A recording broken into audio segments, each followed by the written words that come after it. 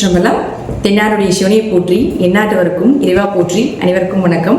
நாம் இன்னைக்கு 2025ஆம் ஆண்டு மே மாதம் 14ஆம் தேதி மாறக்கூடிய குரு பெயர்ச்சியினுடைய பலன்களை பற்றி தான் பார்க்க போகிறோம். அதற்கு முன்னாடி நம்மளுடைய சேனலை சப்ஸ்கிரைப் பண்ணிக்கோங்க. மே மாதம் 14ஆம் தேதி குரு பகவான் ரிஷப ராசியிலிருந்து மிதுன ராசிக்கு பயிற்சி ஆகிறார். 5 ராசிகளுக்கு மிகப்பெரிய யோகத்தை வாரி வழங்க போறார். அதில் பார்த்துட்டிங்கன்னா உங்களுக்கு துலாம், தனுசு, கும்பம், ரிஷபம் மற்றும் சிம்மம் இந்த 5 ராசிகளுக்கு மிகப்பெரிய அதிர்ஷ்டங்களையும், மீதி இருக்கக்கூடிய ராசிகளுக்கு ஒரு மத்தியமமான ஒரு அமைப்பையும் நிச்சயமாக ஏற்படுத்தி கொடுப்பாரு அப்படிங்கிறது உண்மை. குரு அப்படின்னு சொல்லக்கூடியவர் முழுக்க முழுக்க அவர் ஒரு சுப கிரகம். யாருக்கும் பெரிய அளவுக்கு கெடுதலை செய்வதில்லை. 6ஆம் இடத்துல, 8ஆம் இடத்துல, 12ஆம் இடத்துல மறைந்தாலும் கூட ஒரு பிரச்சனைகளை கொடுத்து பின்பு நன்மைகளை கொடுப்பார் அப்படிங்கறது உண்மையை தவிர, குருவை பொறுத்த வரைக்கும் குரு பயிற்சி ஆகிறாரு அப்படின்னாலே அதீத நன்மைகளை தான் நமக்கு தரப்போகிறார் அப்படிங்கறது நம்ம மனசுல நினைச்சுக்கணும். அடுத்தது பாருங்க, மிதுன ராசிக்கு மட்டும் என்ன பண்ணுவாருன்னா, உங்க ராசிக்குள்ள வரும் பொழுது உங்களுடைய கெட்டது எல்லாத்தையுமே விலக்கி, கெட்ட சேர்க்கைகள், கெட்ட நண்பர்கள், கெட்ட தொடர்புகள் எல்லாத்தையுமே விலக்கி உங்களுக்கு நன்மைகளை மட்டுமே பெற்றுக் கொடுப்பார் அப்படிங்கிறது தான் இந்த குரு பயிற்சியினுடைய முழு பலன் ஆகும்.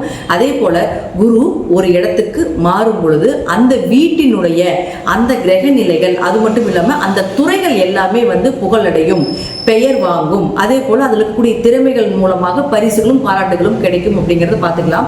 ஜாதகத்துல உங்க ஜாதகம் எப்படி வேணா இருந்துட்டு போகலாம், என்ன தசாபுத்திகள் வேணா நடக்கலாம், என்ன மாதிரி விஷயங்கள் இருந்தாலும் கூட குரு மிதுன ராசிக்கு வரும் பொழுது புதன் சார்ந்த விஷயங்கள் எல்லாமே பிரபலம் அடைவீங்க அப்படிங்கறத உண்மை. அது நான் என்னென்ன துறைகள்னு சொல்றேன், அந்த துறைகள்ல நீங்க இருக்கீங்களா அப்படிங்கறத பாருங்க.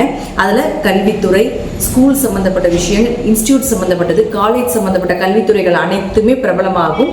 தபால் துறை, தகவல் தொடர்பு துறைகள், சுற்றுலாத்துறை, போக்குவரத்து துறை, கம்ப்யூட்டர் சார்ந்த துறைகள், பினான்ஸ் சம்பந்தப்பட்டது, ஐடி துறை சம்பந்தப்பட்டது, புதிய புதிய கண்டுபிடிப்புகள் சம்பந்தப்பட்டது, ஜோதிடம், ஆன்மீகம் சம்பந்தப்பட்டது, கலைகள் சம்பந்தப்பட்டது, அதிலே கலைகளிலும் முக்கியமானது நகைச்சுவைகள் சம்பந்தப்பட்டது, திருநங்கைகள் சம்பந்தப்பட்டது. இது எல்லா துறையிலும் இருக்கக்கூடியவர்களும் பிரபலம் ஆவாங்க. அதே போல இந்த துறையில் இருக்கக்கூடியவர்களுடைய வீட்லையும் சுப நிகழ்ச்சிகள், திருமணம் சார்ந்த விஷயங்கள், நீங்க என்னெல்லாம் சக்சஸ் பண்ணணும், டிரான்ஸ்பர் ஆகணும், என்ன மாதிரி நீங்க உங்களுக்கு சாதகமான ஒரு நற்பலன்கள் வேண்டும் அப்படின்னு நினைக்கிறீங்களோ அது எல்லாமே நடக்கும். இது குறிப்பிட்டு துலாம், தனுசு, கும்பம், ரிஷபம், சிம்மம் அப்படி இருக்கக்கூடிய ராசிகளாக இருந்தால் இன்னும் நான் சொல்வதை விட மிகுந்த நற்பலன்கள் அப்படிங்கிறது நிச்சயமாக கிடைக்கும் அப்படிங்கிறதுல மாற்றுக்கிறதே கிடையாது. அடுத்தது இது சார்ந்த துறைகள் மட்டும் இல்லாம இந்த ராசியில் இருக்கக்கூடிய உங்க ஜாதகத்தை எடுத்து பார்த்தீங்கன்னாலே தெரியும். உங்க ராசியில நான் சொன்ன 5 கட்டத்திற்குள்ள எந்த கிரகங்கள் இருந்தாலும் அந்த கிரகங்களுக்கு உண்டான வளர்ச்சியும் நிச்சயமாக கிடைக்கும். அது நான் என்னென்ன அப்படிங்கிறத நான் சொல்ல போறேன். இப்போ முதல்ல குரு ஒரு இடத்தில் இருந்தால் என்ன பலன்களை கொடுப்பார், அவங்களுடைய பார்வைக்கு என்ன பலன் அப்படிங்கிறதை பார்க்கலாம். அடுத்தது அந்த கிரக நிலைகளுக்கு என்ன பலன் அப்படிங்கிறதை பார்க்கலாம். நாம எல்லாரும் கேட்டதற்கு இணங்க பரிகார வகுப்பு அப்படிங்கிறத நம்ம ஒன்று எடுத்துட்டு இருக்கிறோம். அது கீழே டிஸ்கிரிப்ஷன் பாக்ஸ்ல வாட்ஸ்அப் லிங்க் கொடுத்துருக்கிறோம். இது ரொம்ப எளிமையான விஷயங்கள், பொதுவான பரிகாரங்களாக, வழிபாடுகளாக இல்லாம அனைத்துமே கோவில் வழிபாடுகள், நீங்களே செய்து கொள்ளக்கூடிய ஒரு எளிமையான பரிகார வகுப்பு இது. இதுல 60க்கும் மேற்பட்ட நீங்களே தெரிந்து கொண்டு எளிமையாக செய்யக்கூடிய ஒரு விஷயங்களாக இருக்கும். இது ஜோதிடர்களுக்கு உண்டான சூட்சமமான பரிகார வகுப்பு. இதை நான் இப்போ உங்களுக்கு தரப்போற விருப்பம் இருக்கக்கூடியவர்கள் கீழே இருக்கக்கூடிய வாட்ஸ்அப் லிங்க்ல ஜாயின் பண்ணிக்கோங்க. இப்ப நாம ஒவ்வொரு ராசிக்கும் இந்த குரு பயிற்சி மூலமாக என்னென்ன நடக்கும் அப்படிங்கறத நம்ம பார்க்கலாம். விருச்சிக ராசிக்குண்டான குரு பகவானுடைய பயிற்சி பலன்களை பத்தி பார்க்கலாம். விருச்சிக ராசியை பொறுத்த வரைக்கும் பாத்துட்டீங்கன்னா 2 மற்றும் 5ஆம் அதிபதியாக இருக்கக்கூடிய குரு உங்களுக்கு 8ஆம் வீட்டுக்கு வருகிறார். குரு எங்களுக்கு 8ல மறையுதேங்க, அப்ப நல்லது இல்லையா அப்படிங்கறதுல ஒரு விதிகள் உண்டு. 8ல மறையும் போது கொஞ்சம் பண இழப்புகள் இருக்கும், கொஞ்சம் நகை ஏதாவது அடமானத்தில் வைக்கிற மாதிரி இருக்கும், அல்லது ஏதாவது நகைகள் தொலைறதுக்கு உண்டான வாய்ப்புகள், ஒரு சின்ன கெட்ட பேர் அப்படிங்கறதும் விதி. ஆனால் உங்க ராசிக்கு யார் அவர், இது லக்னத்துக்கும் கன்வெர்ட் பண்ணிக்கலாம், ராசிக்கும் கன்வெர்ட் பண்ணிக்கலாம். உங்க ராசிக்கு குரு பகவான் 2 மற்றும் 5ஆம் அதிபதி. அப்ப 2ஆம் அதிபதி போய் 8ல உட்கார்றாரு. அப்ப 2, 8 தாங்க மறைமுகமான பணம். 2ஆம் இடத்து அதிபதி 8க்கு போகும் பொழுது நேரா அது 2ஆம் இடத்தை பார்க்குது. அப்போ 2, 8, 5ங்கிறது அதிர்ஷ்டம்னு சொல்றோம். அப்ப அந்த 5ஆம் இடமும் தொடர்பு ஏற்படும் பொழுது விருச்சிக ராசிக்காரர்களுக்கு பாருங்க, இந்த வருடம் குரு மூலமாக விபரீத ராஜயோகம் நிச்சயமாக உண்டு. மறைமுக பணம், ஷேர் மார்க்கெட், யூடியூப், இன்ஸ்டாகிராம் இது போல சிறிய உழைப்பு மூலமாக பெரும் பணம் பெறக்கூடிய ஒரு அமைப்பை நிச்சயமாக ஏற்படுத்தி கொடுப்பார் இந்த குரு பகவான். 8ஆம் இடங்கிறது லாட்ரி சம்பந்தப்பட்டது.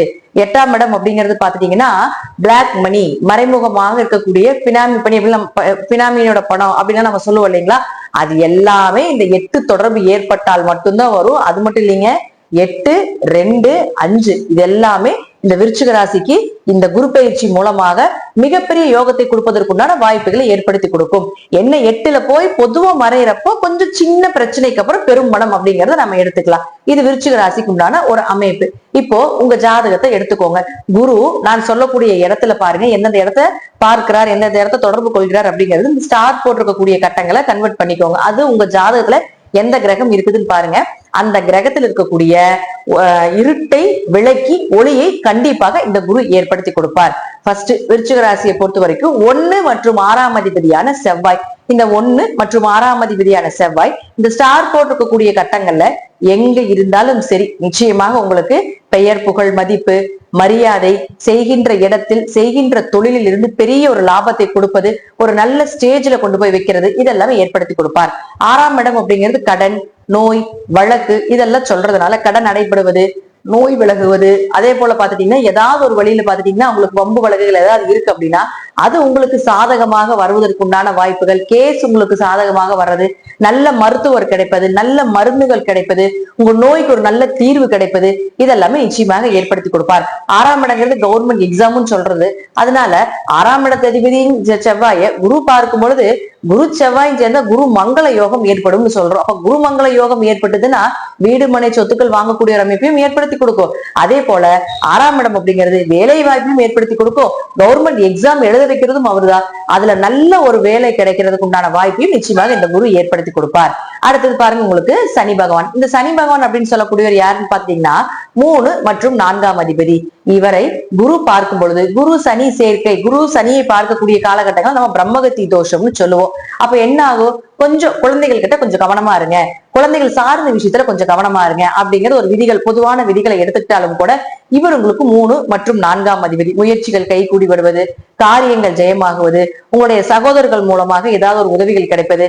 4ஆம் இடம் அப்படிங்கிறது வீடு வாங்குறது, சொத்துக்கள் வாங்குறது எல்லாமே 4ஆம் இடம் தான். அசட் எல்லாமே 4ஆம் இடம் தான். அப்ப வீடு, மனை, சொத்து சுகங்கள் வாங்குவதற்குண்டான வாய்ப்புகள், வண்டி வாகனங்கள் வாங்குவதற்குண்டான வாய்ப்புகள் இதெல்லாமே ஏற்படுத்தி கொடுப்பார் இந்த குரு பகவான். 4 அப்படிங்கிறது அது மட்டும் இல்லாம தாயினுடைய உதவிகளை கிடைப்பது, தாய் உறவுகள் மூலமாக உங்களுக்கு ஒரு நல்ல பாராட்டுகள், உதவிகள் கிடைப்பது, இதெல்லாமே இந்த வருடம் இந்த குரு மூலமாக குரு சனியை பார்த்தால் நிச்சயமாக நடக்கும். அடுத்து பாருங்க உங்களுக்கு உங்களுடைய ராசிக்கு 7 மற்றும் 12ஆம் அதிபதி. 7 மற்றும் 12ஆம் அதிபதி அப்படின்னு சொல்லக்கூடியவர் யாருன்னு பாத்துட்டீங்கன்னா சுக்கிரன். இந்த சுக்கிரனை குரு பார்த்தால், குரு சுக்கிரனை பார்த்தால் பெரும் பணம் வரும். யாருடைய ஜாதகத்துல குரு சுக்கிரனை பார்த்தா கோடீஸ்வர யோகம் எப்படி அவங்க அடைந்தே தீருவாங்க அப்படிங்கிறது அமைப்பு உண்டு. அப்போ இப்போ நமக்கு இந்த 1 வருட காலங்கள் குரு நம்ம சுக்கிரனை பார்க்கும் பொழுது நிச்சயமாக ஏதாவது ஒரு வழியில பண வரவு, கொஞ்சம் பொருளாதார வளர்ச்சிகள் நல்லா இருக்கிறது, லக்ஸரியா வாழக்கூடிய ஒரு அமைப்பு இதெல்லாமே ஏற்படுத்தி கொடுப்பார்.